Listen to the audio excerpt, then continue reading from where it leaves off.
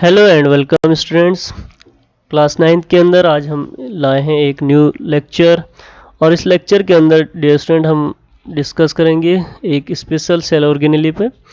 और ये special type का जो सेल ऑर्गेनेली है ये आएगा किसके अंदर, प्लांट सेल के अंदर। ठीक है, तो प्लांट सेल के अंदर जो स्पेशल टाइप का सेल ऑर्गेनेली है हम डिस्कस करने जा रहे हैं प्लास्टिड्स। तो इसको आज हम देखते हैं, स्टडी करते हैं प्लास्टिड्स के ऊपर। प्लास्टिड्स अगर हम देखें डिस्टेंट तो ये जो सेल ऑर्गेनेली है एनिमल सेल्स के अंदर एब्सेंट होते हैं, क्योंकि एनिमल्स क्या करते हैं, बाय सेल्फ क्या करते हैं, प्रिपेयर नहीं कर पाते हैं फूड को, डिपेंड करते हैं दूसरे ऑर्गेनिज्म पे। और प्लांट्स जो होते हैं, जो ग्रीन प्लांट्स हैं, ये क्या करते हैं, बाय सेल्फ प्रिपेयर करते हैं फूड को by the help of photosynthesis. तो यहाँ पे एक स्पेशल टाइप का पिगमेंट आता है क्लोरोप्लास्ट। ठीक है, और ये जो क्लोरोप्लास्ट है, क्लोरोप्लास्ट एक स्पेशल टाइप का है जो कि किस में हेल्प करता है, फोटोसिंथेसिस में हेल्प करता है। और भी पिगमेंट इसके अंदर आते हैं, तो इसलिए ये क्या है, एक लार्जेस्ट सेल ऑर्गेनेली है और इसको कहते हैं cluster of pigment. Cluster of pigment कहा जाता है किसको, प्लास्टिड्स को। ठीक है, अब देखते हैं डियर स्टूडेंट कुछ हिस्टोरिकल बैकग्राउंड है इसके ऊपर, कैसे आया प्लास्टिड्स। ठीक है, तो सबसे पहले एक साइंटिस्ट का नाम आता है अर्नेस्ट हैक्केल, ई हैक्केल। साइंटिस्ट का नाम क्या है, अर्नेस्ट हैक्केल। तो अर्नेस्ट हैक्केल ने इन 1865 में, कितने, 1865 gave the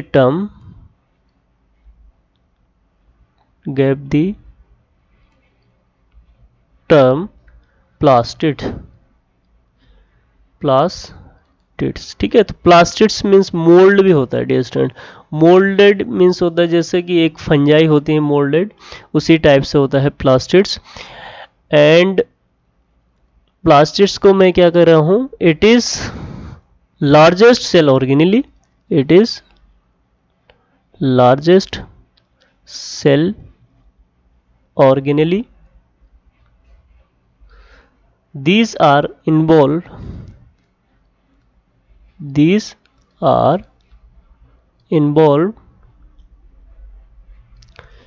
the formation and storage of carbohydrate.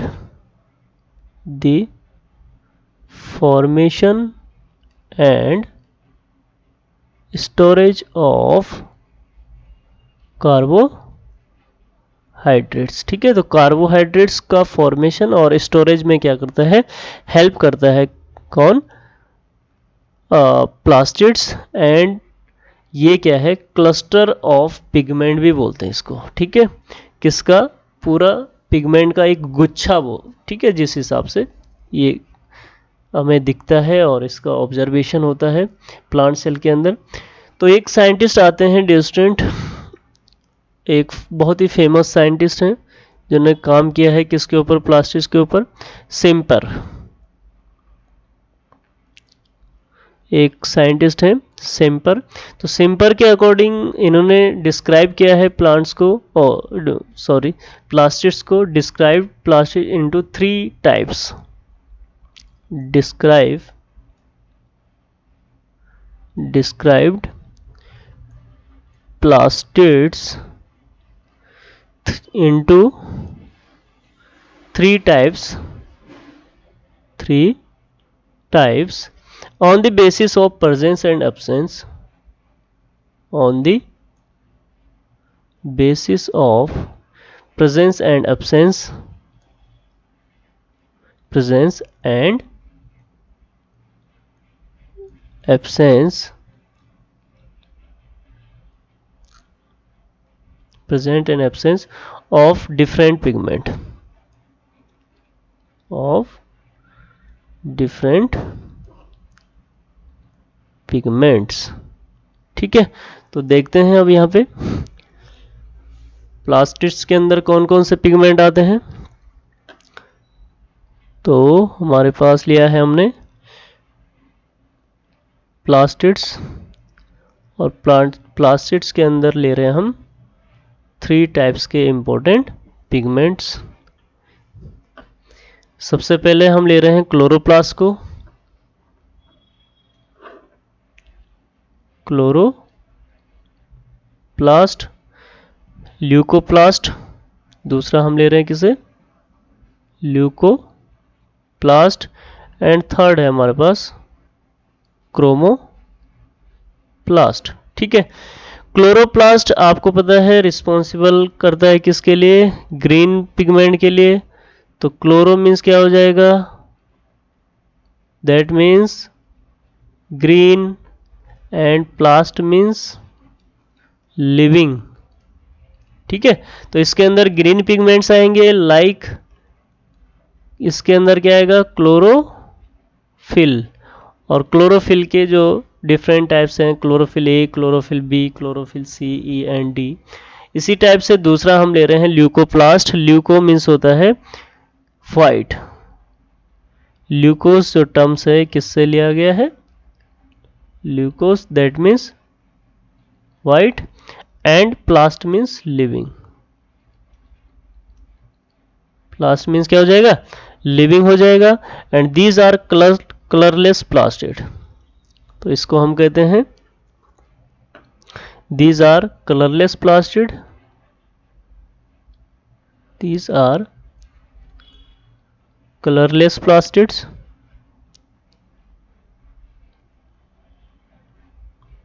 ठीक है, फाउंड इन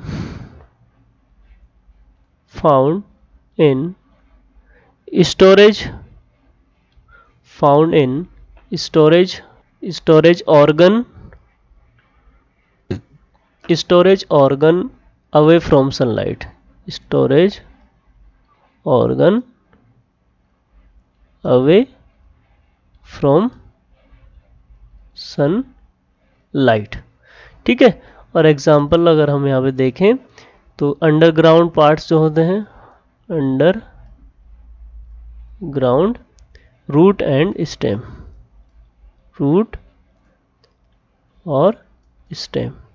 तो स्टेम का यहाँ पे सबसे बेस्ट एग्जाम्पल क्या है, पोटैटोज।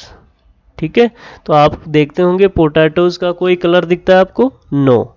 तो पोटैटोज में क्या होता है, पूरा कार्बोहाइड्रेट स्टोर होता है। ठीक है, तो कार्बोहाइड्रेट स्टोर होता है, इसमें कलरलेस बॉडी है, जिसे हम किसके अंदर पढ़ रहे हैं, ल्यूकोप्लास्ट के अंदर। ठीक है, इसी टाइप से और भी बहुत सारे ऐसे स्टेम्स हैं या ऐसे रूट्स हैं, जैसे प्लांट्स रूट ही देखते हैं आप, तो रूट का कोई कलर नहीं होता, कोई स्पेशल कलर नहीं देखते हैं आप, जबकि स्टेम हमें ग्रीन कलर की दिखाई देती हैं, कोई रफ कलर की होती है। तो बहुत सारे कुछ स्टेम भी कैसे होते हैं, रफ होते हैं, कोई कलर नहीं होता है, और बहुत सारे स्टेम कैसे होते हैं, ग्रीन होते हैं, तो due to presence of chlorophyll. Third है हमारे पास डियर स्टूडेंट क्रोमोप्लास्ट। तो क्रोमो वर्ड जो लिया गया है वो कलर से ही लिया गया है। क्रोमो मीन्स क्या हो जाएगा यहाँ पे, कलर। तो यहाँ पे बहुत सारे कलर रिस्पॉन्सिबल होंगे। ठीक है, एंड प्लास्ट मीन्स हो जाता है यहाँ पे भी लिविंग। ठीक है ना, तो these plastids are various coloured. तो ये क्या होंगे, these plastids are these plastids are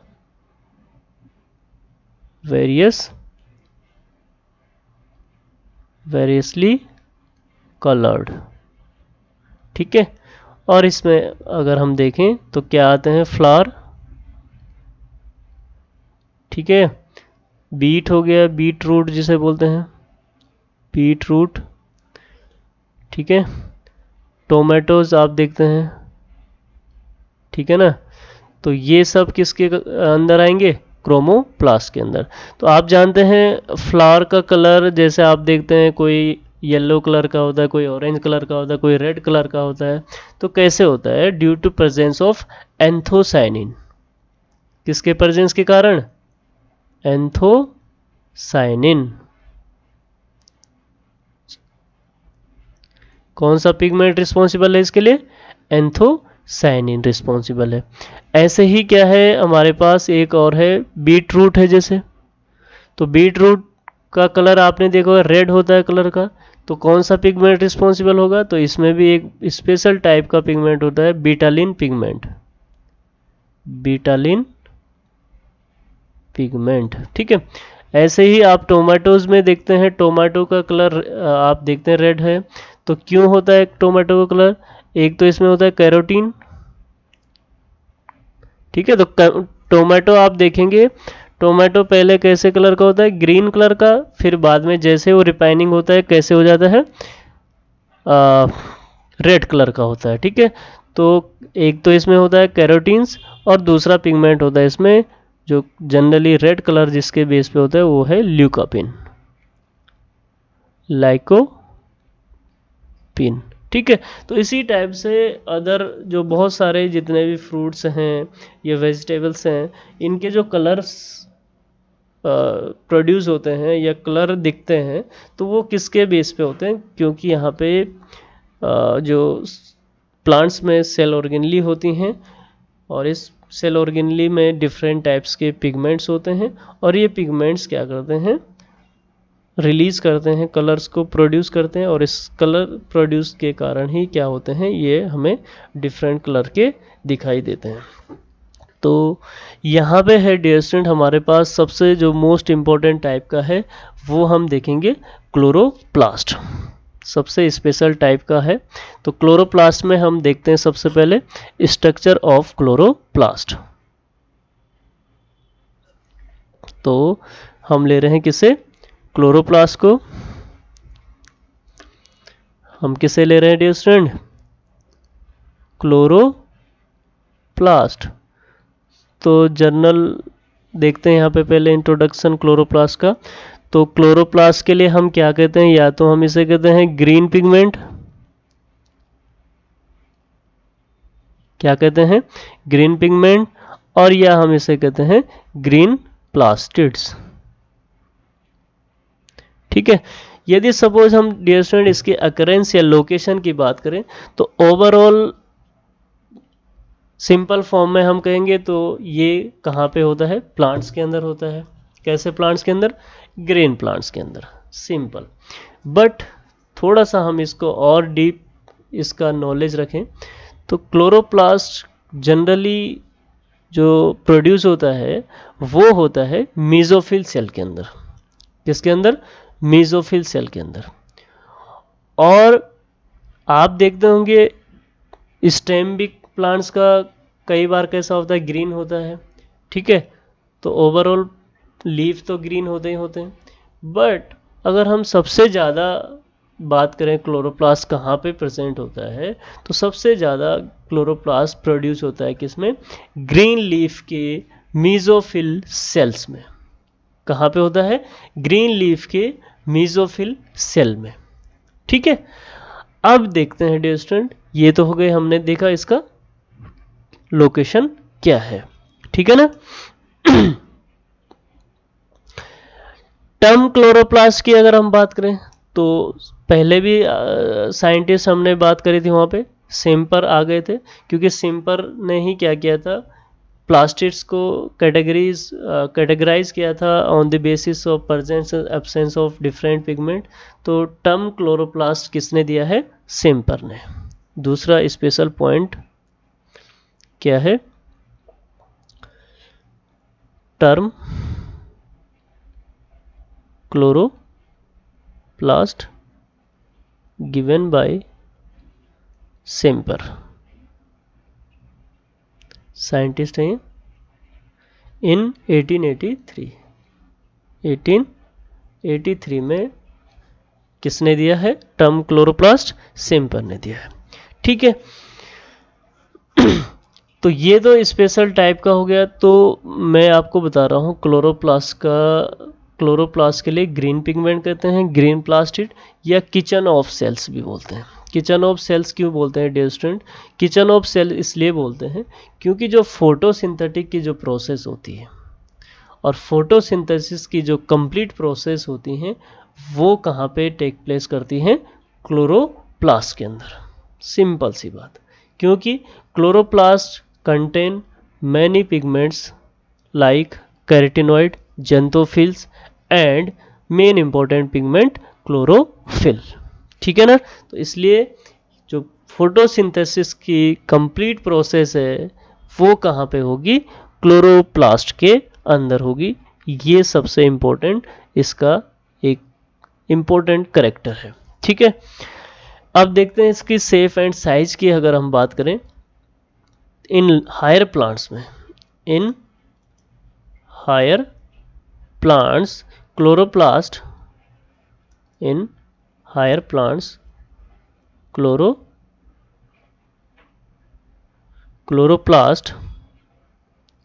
chloroplast में भी स्फेरिकल और डिस्क शेप्ड होती है,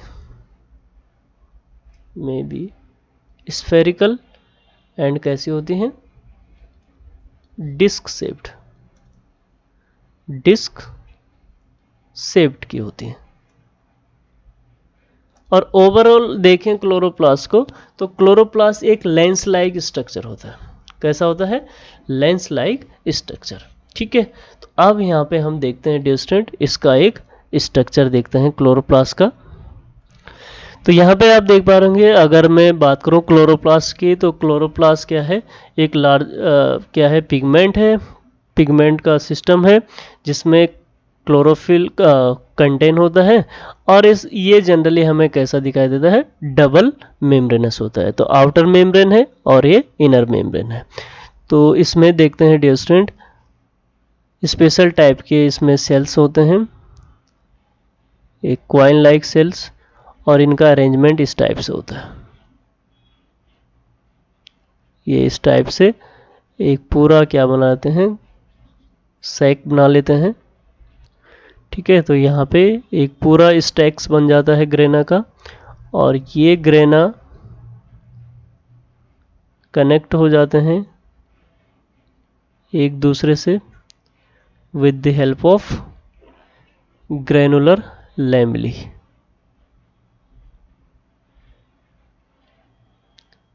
ठीक है ना, इस टाइप से ये सब ग्रेना है। तो इस टाइप से ग्रेना का अरेंजमेंट होता है किसके अंदर, क्लोरोप्लास्ट के अंदर। और ये ग्रेनुलर लैमेली से क्या होते हैं, कनेक्ट होते हैं।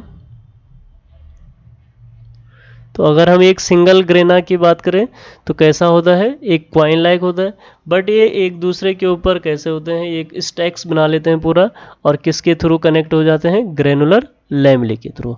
और बाकी जो पूरा सरफेस है ये क्या होता है पूरा, इसे कहते हैं मैट्रिक्स, या क्लोरोप्लास्ट के अंदर इसके लिए पर्टिकुलर एक टर्म यूज किया जाता है, स्ट्रोमा। तो ये हो गया डियर स्टूडेंट आउटर मेम्ब्रेन। ठीक है, ये हो गया इसका इनर मेम्ब्रेन। ठीक है ना, ये हो गया पूरा ग्रेना, और ये जो कनेक्ट है ग्रेना एक दूसरे से, ये हो गए ग्रेनुलर लैमेली।